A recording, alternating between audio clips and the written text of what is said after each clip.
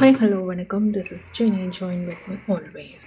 So இன்றைய காலகட்டம் பரபரப்பாக ஓடிக்கொண்டே இருக்கிறது. 2025 எல்லாருமே ரொம்ப ஃபாஸ்ட்டு வேர்ல்டில் ரொம்ப ஃபாஸ்ட்டாக மூவ் பண்ணிகிட்டே இருக்கும், அப்படி தானே? கரெக்ட். ஸோ இப்போ நம்ம பயணிக்கக்கூடிய அல்லது நம்ம கூடயே இருக்கக்கூடிய உறவுகள், மனிதர்கள், பழகக்கூடியவர்கள் கடவுளா இல்லை பேய்களா அப்படிங்கிறத நீங்கள் கொஞ்சமாவது யோசிச்சுருக்கீங்களா? கண்டிப்பாக யோசிச்சு பாருங்கள். இப்போ அதற்கான காணொளி உங்களுக்கு இந்த வீடியோவை பார்த்தா உங்களுக்கு தெரியும், எது சுயநலம் எது பொதுநலம். அதுக்காகத்தான் இந்த காணொளி. இந்த காணொளியில் நீங்கள் பார்க்கும்போது பார்த்தீங்க அப்படின்னா, ஒருவரது பகைக்காகவும் வீண் வம்பிற்காகவும் அவர்களது சொத்திற்கும் அவர்களது வாழ்விற்கும் சேதாரம் விளைவிக்கின்றான். சரி, ஆனால் அடுத்த காணொளியில் பார்த்தீங்க அப்படின்னா, இதே ஒருவர் அன்பிற்காகவும் சமாதானத்திற்காகவும் அவர்களது சொத்திற்கும் வாழ்விற்கும் பாதுகாப்பு தருகின்றார்.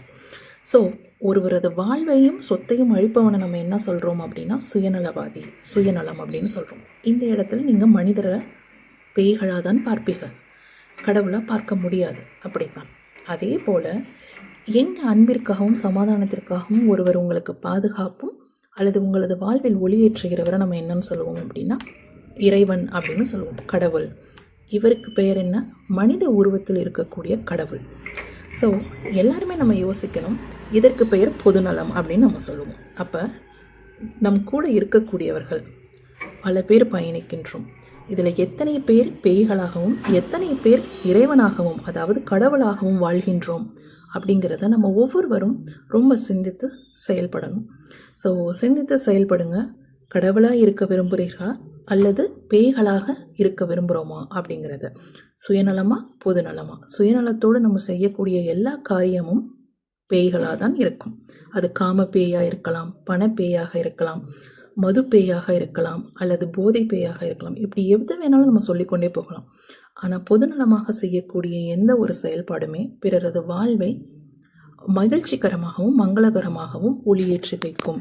அவர்கள் அனைவருமே நம்ம என்னன்னு சொல்லுவோம் அப்படின்னா கடவுள் அப்படின்னு தான் சொல்லுவோம். ஸோ மனித உருவத்தில் இருக்கக்கூடிய கடவுள்கள், அதாவது 1000 கெட்டவர்களுக்கு நடுவில் ஒரு நல்லவர்கள் இருக்காங்க, 1000 பேய்களுக்கு நடுவில் ஒரு கடவுள் கண்டிப்பாக இருக்கிறார் அப்படிங்கிறது தான் இந்த காணொளி மூலியமாக நம்ம எல்லாருமே தெரிஞ்சுக்கிறது. ஸோ தொடர்ந்து இதை பற்றி பேசுவோம். நன்றி.